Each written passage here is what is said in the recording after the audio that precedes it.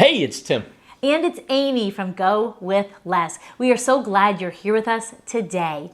In this week's video, we're talking about a subject that we have talked about before, but we're going to get into it in a different way, and that is tracking expenses. Here's why we feel so strongly about tracking expenses. Tracking our expenses allowed us to retire back in 2015 when we were in our 40s. Tracking our expenses continually allows us in 2020 to know we are still in a good position. We're still on the right track.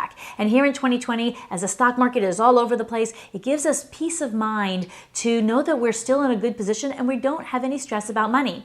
Now, in last week's video, Tim just mentioned that he uses 3 different tools to track our expenses. That seems crazy. That seems super excessive. And one of our viewers had a comment and said, like, what the heck? Why is Tim using 3 different tools? That was such a good question. We decided to turn it into an entire video. And before I turn it over to Tim to talk for a while, I want to mention that I'm going to be starting a Facebook accountability group, and that has to do with tracking, whether it's your eating, whether it's your spending, whatever. I hope you'll stay tuned through the whole thing and that you'll join me on that group. Take it away, Tim. I'm going to go as far as to say that tracking is the foundation of our success with our early retirement. I think it is critically important that you are tracking your numbers so that you can have success with whatever your financial plans are. You really need to know what your spending is. So I'll start with pencil and paper as a tracking methodology. That isn't anything we talked about in last week's video because that isn't something that we see as a good way to be tracking your numbers. Certainly it works for some people, and if that works for you, then that's great. Also, you could potentially translate this into a spreadsheet. But having to manually go in and put that down on paper every day or manually track this information in a spreadsheet is very labor intensive. And I think for a lot of people, if there's this wall that's there where I have to go and do this every day, then oftentimes you're either going to forget what you're spending or it's just going to fall off of your radar in terms of something that you do. Now, for people who need the consciousness of putting the pen to paper and having this, conscious tool to be able to be accountable, we completely get that. If you need that, then certainly use pen and paper, but you might also want to be adding something in that is digital. Yeah, and all 3 of the digital things that I'm going to talk about have automated things that go out and get your data, your spending data from your credit card company, from your debit cards, from your checking account, and pull it into the tool. So all of this information about your spending is just out there in the cloud, and all you have to do is have these tools go and pull it in, and then you can put it in categorization, all these things that you want, and all 3 of the tools that I'm going to talk about allow for that. Okay, let's get started with number 1, Mint. So the first tool I'm going to talk about is mint.com is their website. They also have an iOS app. They also have an Android app. And what I really like about mint.com is it allows us to get a rough picture of our spending. So it also allows you to pull in your net worth from your investment accounts and things like this. But what I really like about it is it's great at categorizing your spending and pulling that all together. If I go spend a nickel at the grocery store, Amy knows that I've spent a nickel at the grocery store. You've never spent a nickel at the grocery store, though. Never. Also, the idea that if somebody is fraudulently making charges on your account, you know almost immediately, and as soon as it syncs up with the credit card companies, it's going to give you a warning. Hey, something's going on here that you may need to know about. Like if you haven't put a charge on a credit card in a long, long time, and all of a sudden something shows up, it gives you some idea that something may be weird or out of place with your spending. And I want to mention number 1, it is free. So that's a really cool thing. It's free. I use the app a lot. And what I like to use it for is to kind of check in with our spending throughout the month. So we talk on our channel about our $3,000-ish that we're targeting to spend a month. Well, instead of just having it be a big mystery and we find out about our spending with you when we do the video, we like to kind of make sure we're on track. And so I'm using that app to just see, I'm doing this because it's in like a circle pie chart. So it's a nice visual and it lets us know where our spending is throughout the month. And if maybe we're heading into the last week of the month as we are now, it kind of has us rein in if we're getting real close to that top tier of our spending allocation. And we could talk about it. We could share it. So we have one Mint account and we each have it on our phones. So we can talk about that throughout the month. And I think it's really helpful. Yep. The second tool that I want to talk about is Personal Capital. They also have a website, personalcapital.com. They also have an iOS tool and an Android tool. What they allow you to track your spending as well as your investments. Where they really shine, though, is with looking at your investments. Mint allows you to look at your investments as well, but it doesn't have the same level of granularity about what's your cash allocation versus your stock allocation versus your bond allocation. So Personal Capital does a really good job of digging into your investments and showing you where your money is invested. So like I said, it also has a spending outside to it. I don't think it's as good as Mint. Where it really shines is with letting you look at where your money is invested and looking at your overall net worth picture. Personal Capital is also free. And just to sum up what Tim just said, Mint is great on tracking spending. Personal Capital is great on tracking investments.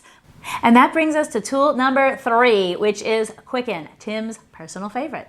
It is my favorite, and the reason that I like it the most is because it allows you to look at the data in a way that the other tools just simply can't. There's more data available in Quicken because it allows you to track your numbers year after year after year. So I have years worth of information about our spending, and why that's important to us is, well, number one, we talk about it. And so when you're talking about your numbers, being able to consistently talk about it is important.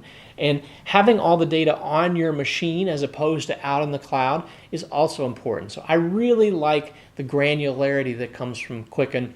Also, some things that just make that you can easily do in Quicken that you may not be able to do in the other tools is I can, for instance, if I go buy a gift card and I want like a Visa gift card. A Visa gift card, and I spend that money over the course of a few months, I can't really easily track that spending in Mint without a lot of headaches. Same thing with Personal Capital, whereas in Quicken, I can easily do this. One of the challenges with Quicken is that it does cost something to have this tool. I don't know if it's a challenge or not, but I know a lot of people, since there are all these free tools out there now, I don't know that people want to spend money for it. What I found is that Thanksgiving, there are often sales here in the States where it goes on for a reasonable price. So they have the subscription model now, whereas in the past it used to be a perpetual license where you buy it once and it just works and works and works.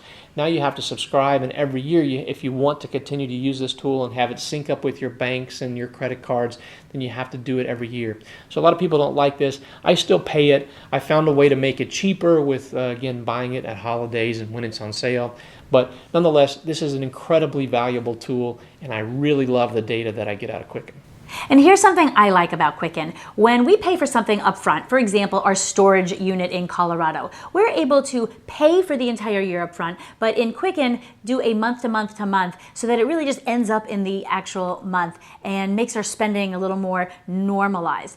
And also, I think that what's the best part about Quicken is that this seeing the history. So it's not just tracking your expenses for a day or a week or a month or even for a year. It's really the ongoing tracking. Quicken is how we know that we used to spend $115,000 5+ years ago. We would have not known that otherwise. And another reason to be tracking over time is to see trends. So maybe you're grocery shopping, I don't know, maybe you stock up on a lot of things and then you have one really big shopping trip, but then you're kind of light for the next few weeks or months. And maybe you do another big shopping trip 2 months later and the same kind of thing, and you just are using up your things and supplementing with little things along the way. So looking at the whole year perspective gives you more information. So having little things here and there for a pet might not look like a lot, but maybe when you look at it for the whole year, it is a lot. I think pets are worth every penny, so I'm not judging any spending about pet spending, but just something to consider is how much does something cost you? Because we're in the US and our money's in the US, we have no idea if these tools work outside of the country. If you are one of our viewers from anywhere else in the world, we would love to know. What do you use to track your money? Do the tools that we just mentioned, are these things that are even available in your country? We would love to know. Please put them in the comments below. And if you are from other countries, check that out because we really don't have any idea, unfortunately. Yep. In the past, we've had viewers question, why in the world are you putting $1 on a credit card?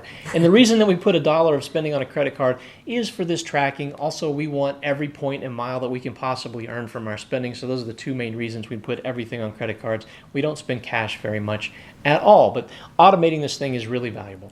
And then the other thing that we wanted to mention is all of these tools require that you put information about your accounts, your login information or your account numbers into the tools so that you can actually go and get the data from your financial institutions. For a lot of people, that is a security concern. For us, that's something that we've just signed up for. And so far, we haven't had any problems providing that data to these tools.